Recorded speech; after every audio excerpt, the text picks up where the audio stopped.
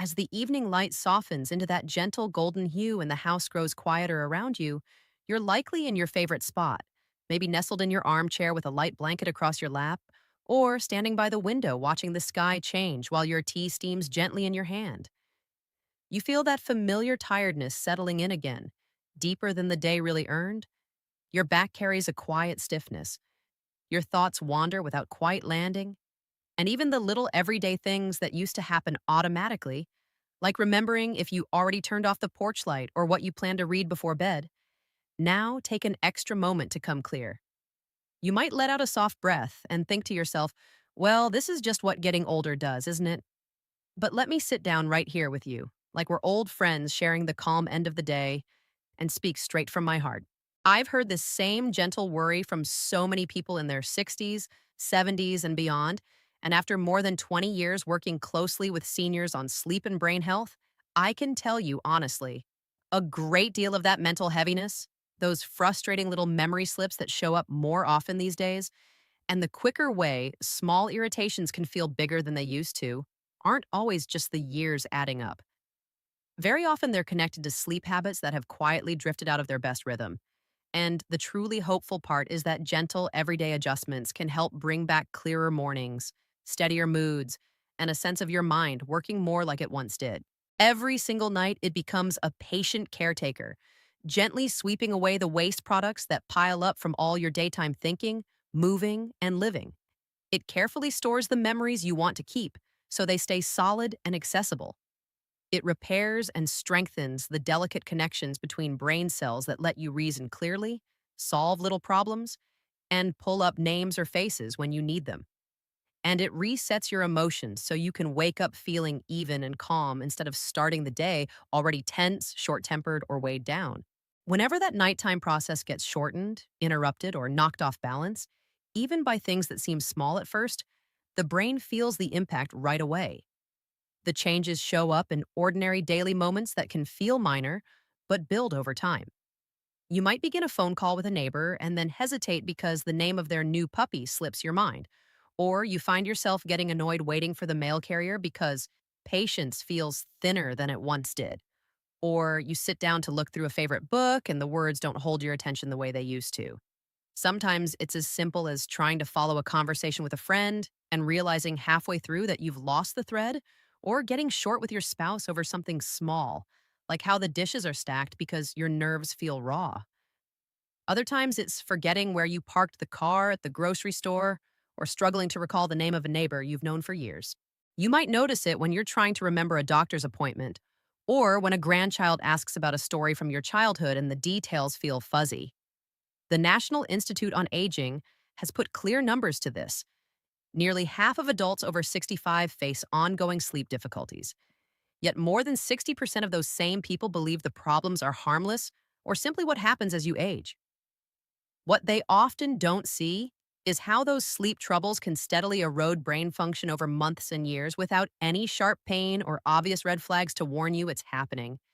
It's like a slow, silent wearing down that you feel in those everyday moments, but don't always connect back to the night before. The most surprising thing for many is that one of the biggest quiet threats to staying mentally clear in later years usually isn't too much sugar in your food, the daily stresses that come with living, or the family genes you were born with. More often, it's the seemingly minor habits around when you go to bed and what happens during the night. In the time we have together today, I'll walk you through the 5 most common sleep patterns that silently affect senior brains, then share the straightforward, research backed adjustments, supported by solid studies from Harvard, Stanford, and the National Institute on Aging, that can help protect your memory, keep your focus steady, and help your mood stay more balanced. These aren't complicated or overwhelming changes. They're practical, gentle steps you can start right in your own home without turning your whole routine upside down. Before we go any further, if you wouldn't mind, just type your age in the comments. I always appreciate seeing who's here listening because it helps me feel like I'm talking directly to people who might be noticing these same shifts and want clear, easy to follow ways to feel more like themselves again. Let me explain what's really happening in your brain when your sleep schedule isn't steady, because this explanation is something most people never hear in plain, everyday words. As we move through our 60s and 70s, the circadian rhythm, That natural internal timer that controls alertness, memory strength, focus ability, and emotional steadiness begins to lose some of its earlier flexibility and smoothness. You can picture it like a train station that used to run on a perfect timetable. Every train arrived and departed exactly when it was supposed to, keeping everything calm and organized. If the schedule suddenly becomes unpredictable, with trains showing up at random times, disorder spreads through the whole system. Your brain works in exactly the same way. The master clock inside it, a small region called the suprachiasmatic nucleus, relies heavily on regular daily cues to keep all the rhythms coordinated. When bedtime drifts from one night to the next, perhaps early one evening because you're especially tired, later the next because you stayed up visiting or watching something, the deep non-REM sleep stages, which are so vital for turning short-term experiences into long-lasting memories, get noticeably shorter. A team at the University of Colorado followed 300 adults across 8 full years, and their findings were clear and consistent. People whose sleep times varied a lot from night to night experienced a 30% faster decline in their ability to recall specific events and details from their days. And this link held even when total sleep time stayed roughly the same. I know this can be hard to accept at first. Many people say to me, "But doctor, I still get 7 or 8 hours most nights. Why should the exact time I go to bed make such a difference?" The answer comes down to the difference between simply being asleep for a certain length of time and getting the high quality restorative sleep your brain truly needs. Consistent timing allows the full depth of those repair stages to happen. Without it, even adequate hours leave important parts of the brain's nighttime work incomplete. If you've ever stepped into a room and stood there wondering what on earth you came for, feel free to add the word foggy to your comment, so I know this feels familiar. Another habit that appears over and over is lying in bed awake for 20 minutes, 40 minutes, sometimes close to an hour, figuring it's no big deal since you're at least trying to rest. It feels innocent in the moment, but your brain is constantly learning from what happens, and prolonged wakefulness in bed teaches it that the bed is a place for thinking, worrying, or staying alert rather than drifting into deep relaxation. Over time, that association makes sleep lighter and more broken up because the mind no longer trusts the bed as the automatic signal to wind down. It's a lot like trying to park your car in a spot that's become a chaotic, noisy intersection when it should be tucked safely in a quiet garage. The calm space gets crowded out by activity. Johns Hopkins researchers followed 250 adults aged 65 and older and discovered that those who regularly remained awake in bed for prolonged periods had 42% more awakenings during the night and higher scores for morning anxiety. That ongoing pattern quietly contributes to feeling mentally cloudy during the day, getting irritated more quickly over small things, and sometimes developing a new sense of unease or nervousness that feels strange because it wasn't part of your usual way of being. Going to bed much earlier than needed, say 7 or 8 in the evening, because it seems like the sensible choice to guarantee plenty of rest, surprises almost everyone when I point it out. It makes sense on paper, but the brain actually requires a sufficient number of wakeful hours during the day to generate sleep pressure, that healthy buildup of tiredness that helps you drop into the deeper, more healing parts of sleep.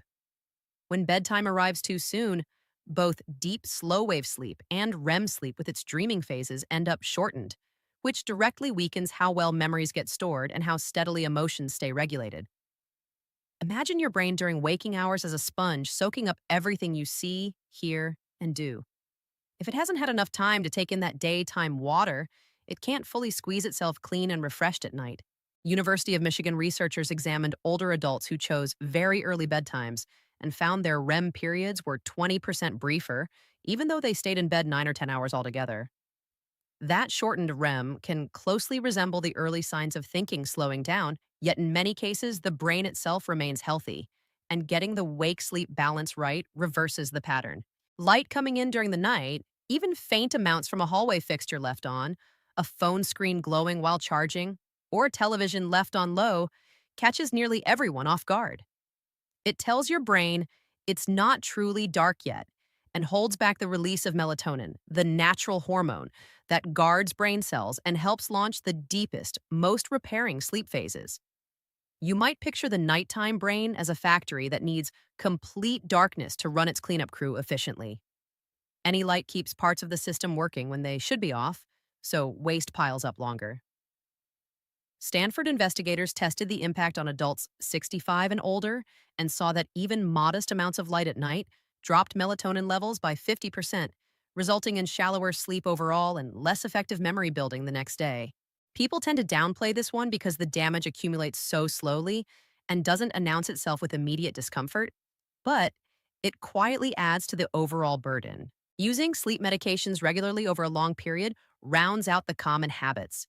These can provide welcome relief for short stretches when sleep is particularly difficult. But when used nightly across many months or years, a number of them dampen the very deep non-REM and REM stages the brain depends on for processing what you've learned, clearing out harmful buildup, and maintaining emotional equilibrium. A study published in JAMA Neurology examined seniors taking benzodiazepine sleep aids consistently for more than 6 months and noted a 23% reduction in slow wave sleep. The particular stage responsible for washing away proteins like beta amyloid associated with cognitive risks. Even when the person feels they've slept enough, the brain misses out on full nighttime maintenance, leaving small gaps that accumulate over time. The good news that keeps coming through in all of this is that none of these habits lock in irreversible harm. Brains retain impressive resilience well into the 60s, 70s, and even later, and meaningful recovery often follows when conditions improve. Awareness paired with small, consistent adjustments makes the difference, not fear.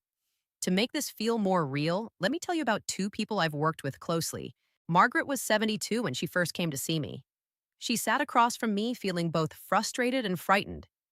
She described how her mind seemed to be slipping away day by day, walking into rooms only to forget her purpose there, groping for ordinary words that used to flow without thought, noticing memory lapses pop up regularly in conversations or while running errands. She believed she was getting 8 solid hours of sleep each night. But as we talked further, she explained that her bedtime varied quite a bit, sometimes starting at 9, other nights closer to 11, depending on how the evening unfolded. And she frequently spent a full hour lying awake with her mind spinning through worries or replaying the day's events. Together, we introduced the REST protocol, a clear, phased plan I'll describe in detail shortly.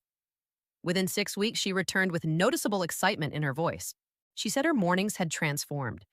She now felt roughly 80% clear and alert upon waking instead of the 40% she had grown used to. Nighttime awakenings fell from 4 or 5 episodes down to just 1 or 2. The anxiety that had begun shadowing her days eased considerably, and she regained a sense of trust in her own thinking. Memory wasn't suddenly perfect, but her brain felt nourished and rested for the first time in a long while. Looking me in the eye, she said quietly, "I was convinced I was losing my mind for good, but it turned out my brain had just been running on empty without the right kind of rest." Harold was 68 and had adopted the habit of retiring very early, around 7 most evenings, because he thought extra time in bed would protect his health. Unfortunately, he would wake around 3 in the morning, completely alert, and remain unable to fall back asleep for hours. Testing showed a mild dip in his short-term recall ability, and he had depended on a low-dose sleep medication for several years. We focused on establishing a fixed wake-up time every morning, reducing any sources of light after dark, and gradually shifting bedtime later in small increments. After 8 weeks, his deep sleep had risen by 35% based on the wearable tracker he used. His word recall score climbed from 15 out of 20 to 19 out of 20. The persistent morning haze cleared away completely, and his daily mood became far more consistent without the emotional roller coaster he'd experienced before. The REST protocol successfully realigned his natural repair rhythms, and he expressed genuine surprise at how much lighter and more capable he felt overall. Stories like Margaret's and Harold's aren't unusual at all. Hundreds of older adults I've worked with show clear, measurable progress in thinking, mood, and daily energy when their sleep habits get realigned. The approach that has guided so many of these improvements is something I call the REST protocol: rhythm, education, stimulus control, and timing. Let me walk you through it slowly and practically so you can see how it fits into your own routine. The very first piece is anchoring your wake up time. Pick a realistic hour that works for your life, maybe 7 o'clock, maybe 7:30, and get up at exactly that time every single morning, no matter how the night went. Even if sleep felt short or restless, rise anyway, get some light, maybe have breakfast or step outside. This one habit powerfully steadies your inner clock and builds stronger natural pressure to sleep deeply the next night. It gives your brain a clear, reliable marker for when daytime begins and nighttime should follow. Harvard led research demonstrated that holding a consistent wake time boosted deep sleep by 30% within only 2 weeks for many participants. Alongside that, handle naps thoughtfully. If napping feels helpful, limit it strictly to 20 minutes or less and finish well before 3 in the afternoon. Extended or late day naps reduce the healthy pressure your body needs to drop into truly restorative nighttime sleep. In place of long naps, channel energy into daytime habits that encourage natural tiredness later. One of the simplest and most powerful helpers is getting morning light exposure. Try to spend 15 to 20 minutes outside in natural daylight soon after waking, perhaps by taking a slow walk around the block, sitting on your porch with the sun on your face, or even standing near an open window if going outside feels tricky. That early sunlight helps reset your clock, makes it easier to fall asleep in the evening, and increases how deeply you sleep once you're there. Adding gentle movement at the same time, like easy walking, light stretching, or simple chores, makes it even more effective by naturally building that sleep pressure throughout the day. Stimulus control is the part that helps when you find yourself awake in bed for too long. The guideline is straightforward. If 20 to 30 minutes pass without sleep arriving, leave the bed calmly, move to a different room if possible. Keep lighting very soft and low, and choose an activity that is deliberately uninteresting and non activating. You might flip through an old catalog, organize a drawer quietly, or sit listening to gentle instrumental music. Steer clear of phones, televisions, bright rooms, or anything mentally engaging.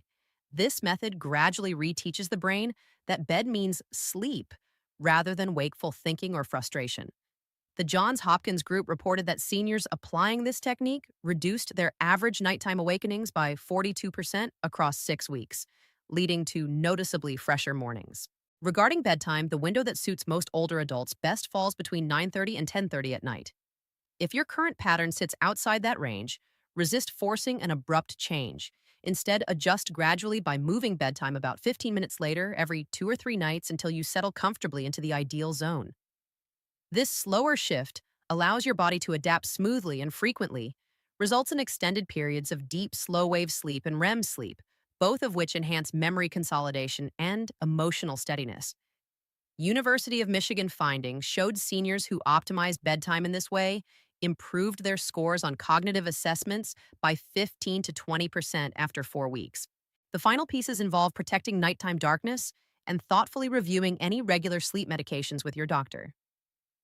After sunset, switch to dim, warm colored lighting rather than harsh overheads, position electronic devices screen down or in another room, and turn off televisions well ahead of bedtime.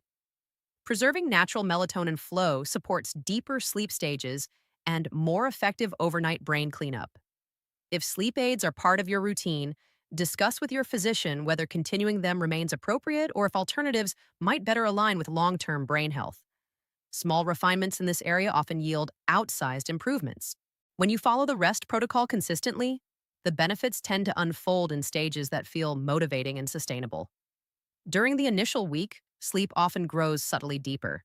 Middle of the night awakenings decrease in number, and mornings bring a faint but welcome increase in mental brightness. By the second week, most people fall asleep more quickly after getting into bed. Overall anxiety levels dip slightly, and daytime alertness begins to feel more reliable. In weeks 3 and 4, the gains become easier to notice. Recall details surface more readily. Focus holds steadier during reading or talking with others. Memory for recent events strengthens, and emotional responses feel calmer and less reactive. From week 4 onward, the deep and REM phases settle into a dependable rhythm. Reliance on daytime naps diminishes, and a broader sense of cognitive clarity returns, making ordinary activities feel smoother and less effortful. The process resembles a gentle yet profound reset for the brain, starting quietly but building into a meaningful restoration of sharpness once consistent rhythms take hold. To be completely transparent, the REST protocol supports better sleep-related brain function, but does not serve as a cure or direct treatment for dementia, Alzheimer's, or other neurological disorders. If you currently take prescribed medications of any kind, particularly those for sleep, Mood, blood pressure, or other conditions, never discontinue or alter them independently. Consult your doctor first. For anyone managing diagnosed sleep apnea, significant cardiac issues, depression, or similar concerns, speak with your physician before introducing notable routine changes. The wisest approach is gradual. Lock in the steady wake up time for several days or a week until it feels natural, then slowly incorporate the bedtime adjustment, followed by stimulus control and light management as your body settles in. These remain safe, low risk modifications backed by measurable positive effects on brain performance. Here's the challenge I offer you personally: select one single component of the rest protocol that feels approachable, perhaps committing to that unchanging wake up time, experimenting with a slightly later bedtime, minimizing light after dark, or applying the get out of bed rule when sleep stalls, and follow it faithfully every day for 30 full days. During that month, keep a casual mental note of how clear headed you feel upon waking, how stable your mood remains through the hours, and how reliably your memory serves you in daily situations. When the 30 days end, return here and share your observations in a comment. Your honest experiences can lift someone else who's reading along, and putting your own observations into words helps solidify the changes for you. Your brain has carried you through decades of experiences, relationships, challenges, and joys. It has earned more than a casual dismissal as just getting older. Through reliable, caring sleep practices, you can actively nurture its strength, helping memory stay dependable, focus remain steady, and emotional balance endure. Next week, I plan to explore one unexpected daily habit that often lifts brain fog in seniors, and I feel confident at least one suggestion will prompt you to reconsider long held ideas about keeping your mind vibrant. If you've stayed right here until the final words, I'd love to see you type hopeful for brighter mornings in the comments. It tells me you made it all the way and you're ready to give these ideas a gentle try.